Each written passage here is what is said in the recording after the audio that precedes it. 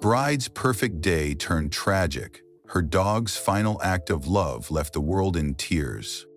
Clara Hayes stood in front of her bedroom mirror, staring at the woman in white.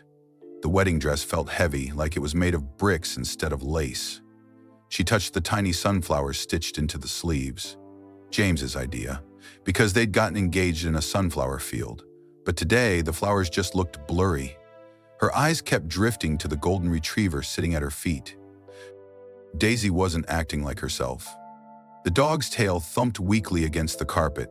Her normally shiny fur looked dull, and her breathing sounded like someone crumpling paper. Clara knelt, ignoring the crinkling sound of her dress. "What's wrong, girl?" she whispered, pressing her forehead to Daisy's. The dog licked her cheek once, slowly, like even that was hard work. "Clara, the photographer's here!" Her mom, Eleanor, burst into the room. She froze when she saw Clara on the floor. "Honey, you'll ruin your dress." "And why isn't Daisy in the backyard? You know she sheds." Clara stood up too fast. "She's part of the family. She stays." Eleanor sighed the way she always did when Clara talked about Daisy, like the dog was a stuffed animal Clara needed to outgrow. "Fine, but keep her off the furniture and smile for the camera. Today's supposed to be perfect." The drive to the sunflower field should have taken 20 minutes. It felt like 20 hours. Daisy lay across Clara's lap, panting. Every few seconds, the dog's paws twitched, like she was chasing squirrels in her sleep. Clara's maid of honor, Margot, turned around from the front seat. "She's just nervous. Dogs know when big stuff is happening." "She's not nervous," Clara said. "She's sick." Margot's smile faded. Eleanor tightened her grip on the steering wheel. "Don't start this again. We're not missing the ceremony because your dog has a tummy ache." Clara's phone buzzed. A text from James. "Can't wait to see you. Daisy behaving?" She typed back. "She's quiet." James replied instantly. "Uh-oh. Quiet Daisy equals trouble. Remember when she ate my hiking boots?" Clara almost smiled. James was the only person who didn't roll his eyes when she brought Daisy everywhere. The only person who'd helped her turn their tiny apartment into a dog paradise with chew toys and a kiddie pool for summer. The photographer gasped when he saw Clara. "Stunning. Now hold the bouquet here. Tilt your chin." Daisy growled. It wasn't her normal, "I hate the mailman" growl. This was low and shaky, like the sound a tree makes before it falls. Clara dropped the bouquet. "Daisy?" The dog stood between Clara and the photographer, ears flat. Her legs trembled. "Someone grab the leash," the photographer snapped. Margot lunged for Daisy's collar, but the dog darted away, straight into Clara. They both tumbled into the dirt. "Clara, your dress!" Eleanor screamed. But Clara barely heard her. Daisy was lying on her side, breathing fast. Too fast. A patch of drool darkened the dirt under her muzzle. "We need a vet, now." The vet clinic smelled like antiseptic and old newspapers. Clara sat on the cold floor, Daisy's head in her lap. Her wedding dress was smeared with dirt and drool. Dr. Ellis, a woman with kind eyes and a stethoscope around her neck, knelt beside them. "She's got a high fever. We need to run tests." Clara nodded. Her mom grabbed her arm. "Clara Hayes, you are not missing your own wedding. James is waiting. The guests?" "Let them wait." Clara's voice cracked. "Daisy's dying, Mom." The word hung in the air. Daisy whimpered, nosing Clara's hand. Margot stepped between them. "Mrs. H, why don't you call James?" "Explain." Eleanor threw up her hands. "This is ridiculous. It's a dog." Clara's whole body went hot. "She's family. You wouldn't leave me here alone?" For the first time, Eleanor hesitated. Her gaze dropped to Daisy. I just want today to be perfect for you." "Daisy is perfect," Clara whispered. The test took forever. Clara sat in the waiting room. Daisy curled at her feet. Margot brought her a coffee. "Extra sugar." "Like you're 12? "Thanks." Clara didn't drink it. James arrived in his tuxedo, hair messy like he'd run the whole way. He didn't say a word, just sat on the floor and scratched Daisy's ears. "You're not mad?" Clara asked. James shook his head. Daisy's the reason I met you, remember? Clara almost laughed. 2 years ago, Daisy had bolted into Central Park during a thunderstorm. James found her shivering under a bench. He'd carried her home, soaking wet, and stayed for coffee. Dr. Ellis returned holding an X-ray. Daisy has a tumor. It's been growing for months. She must have been in pain, but dogs hide it. Clara's stomach dropped. No, she was fine. She ate breakfast. Clara, James took her hand. When's the last time she played fetch? She froze. Daisy hadn't chased her tennis ball in weeks, hadn't jumped on the bed, had barely wagged her tail. I didn't notice, Clara whispered. I was too busy with flowers and napkin colors. James squeezed her hand. We'll fix this. Together. The fluorescent lights buzzed like angry bees. Clara sat on a plastic chair, her wedding dress spread around her like a deflated balloon. Daisy was in surgery. Dr. Ellis had said words like tumor and emergency procedure, but all Clara heard was, your fault. James sat beside her, still in his tuxedo. His bow tie hung loose and his hair stuck up in weird directions. He hadn't let go of her hand since they'd signed the surgery papers. She'll be okay, he said for the 10th time. Clara stared at the clock. 2:14 p.m. Her wedding was supposed to start in 16 minutes. Should have noticed she was sick. I'm a nurse, how did I miss it? James squeezed her hand. You're human. And you were planning a wedding. That's not an excuse, Clara's voice echoed in the empty waiting room. A receptionist peeked over her desk, then looked away. Margot burst through the clinic doors, carrying a duffel bag and a giant sunflower bouquet. I brought the emergency kit, she dumped the bag on the floor. Inside were bobby pins, a makeup bag, and a bag of pretzels. And snacks. You look like you haven't eaten since 1999. Clara shook her head. I'm not hungry. Margot plopped down next to her. Look, I know you're freaking out, but Daisy's tough. Remember when she ate that entire chocolate cake and lived? Clara almost smiled. She threw up on your shoes. Exactly, she's a survivor. Margot held out a pretzel. Eat.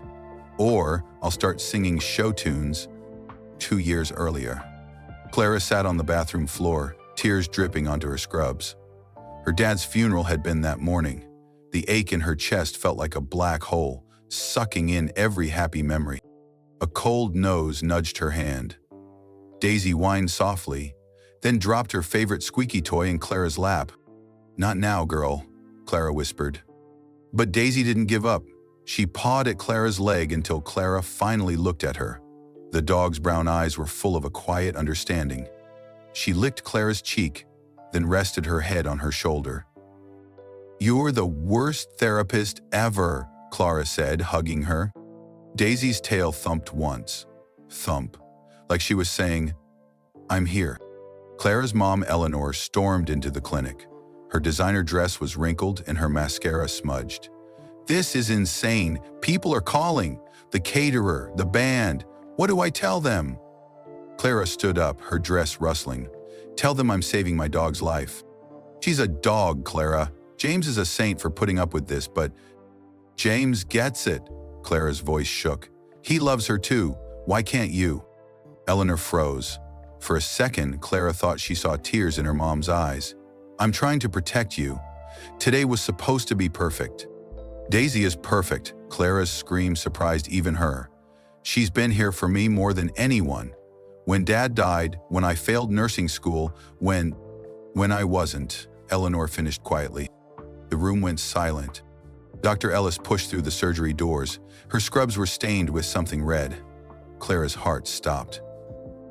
Daisy made it through surgery, Dr. Ellis said.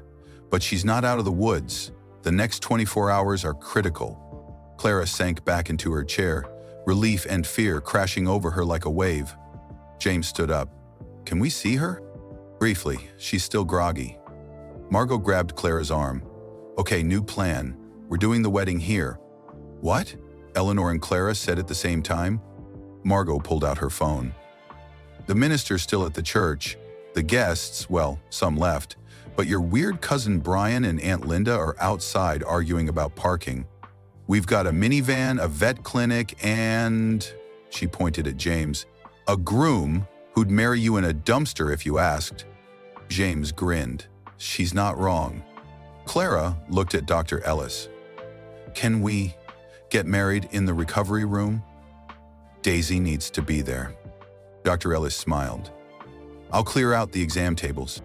Daisy lay on a soft blanket in the corner of the room, a cone around her neck and an IV in her paw. Her tail wagged weakly when Clara walked in. Clara wore Margot's jean jacket over her dirty dress. James had ripped his tuxedo pants climbing over a fence to get flowers. The aisle was a path between medical cabinets. The minister cleared his throat. Dearly beloved, we're gathered here today. Clara barely heard the words. She focused on Daisy's steady breathing, the way James' hands shook as he held hers, the smell of antiseptic instead of roses. When it was time for vows, James pulled a crumpled paper from his pocket. Clara, I promise to love you, even when things get messy. To put Daisy's paw prints on our Christmas cards.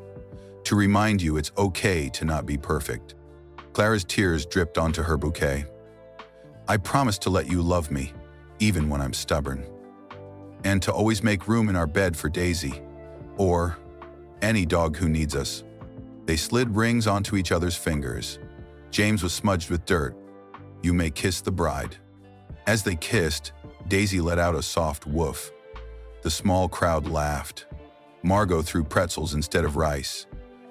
That night, Clara and James sat on the floor of the recovery room. Daisy slept between them, her cone bumping their knees. We're really married, James said. Yeah. Clara leaned her head on his shoulder. Do you regret it? Not having the big party? James pointed at Daisy. She's the only guest I wanted. Clara's mom appeared in the doorway holding 2 paper cups. Hot chocolate, the receptionist made it. Thanks, Clara said stiffly. Eleanor hesitated, then sat on the floor beside them.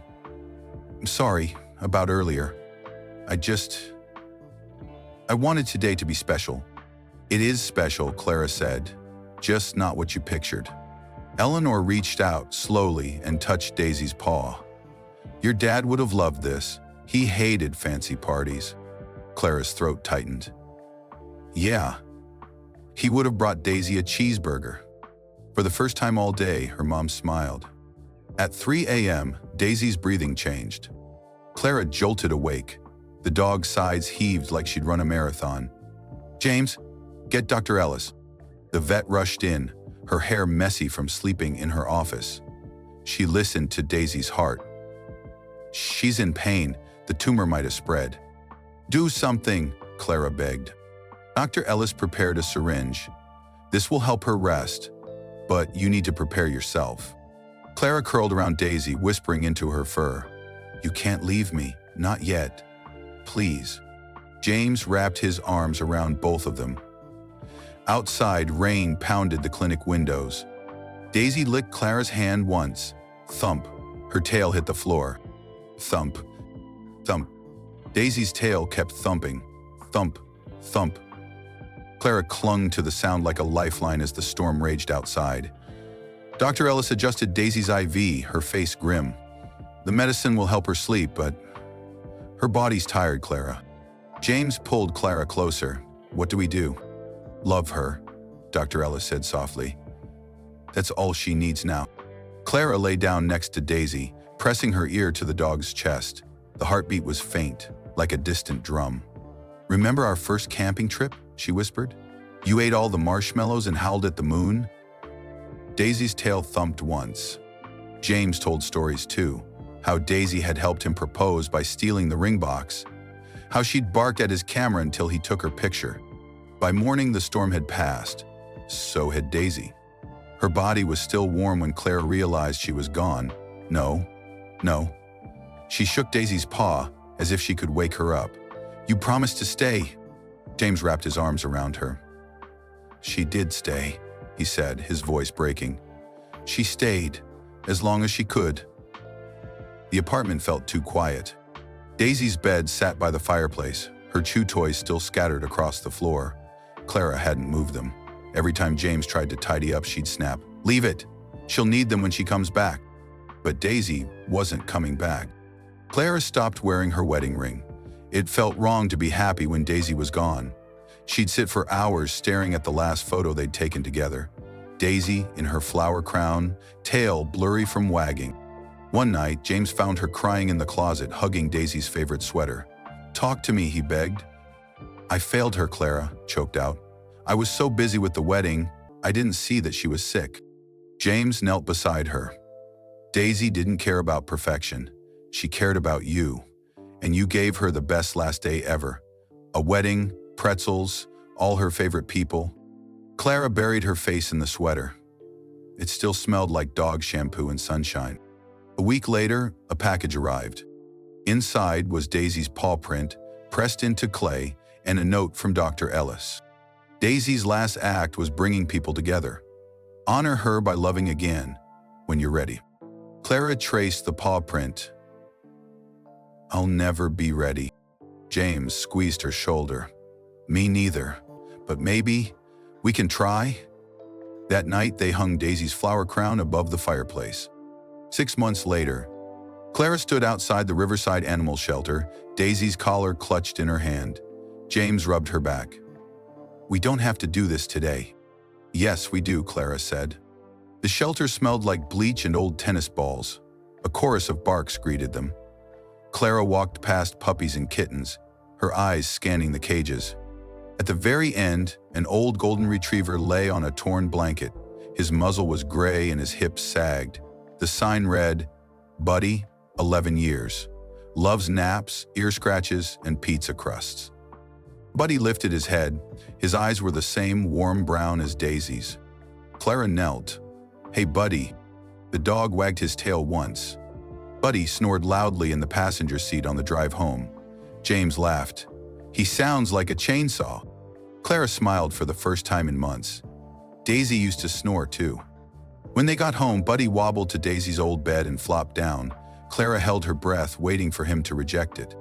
Instead, he sighed happily and fell asleep. James squeezed Clara's hand. "He fits." "Yeah," Clara whispered. "He does." That night, Clara dreamed of Daisy. They were in the sunflower field, but the flowers were gold and endless. Daisy ran ahead, her fur shining, no limp in her step. "Wait," Clara called. Daisy turned and barked, a sound like laughter. Then she vanished into the flowers. Clara woke up crying, but not from sadness. James stirred beside her.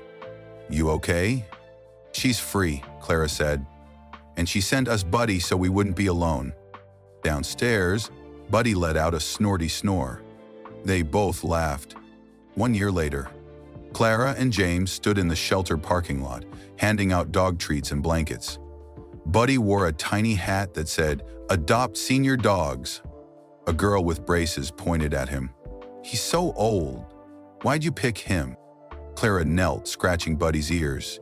"Because old dogs love the hardest. They know how precious time is." That night, they visited Daisy's grave, a spot under their favorite oak tree. Clara placed a sunflower on the stone. "Thank you," she whispered, "for everything." James took her hand.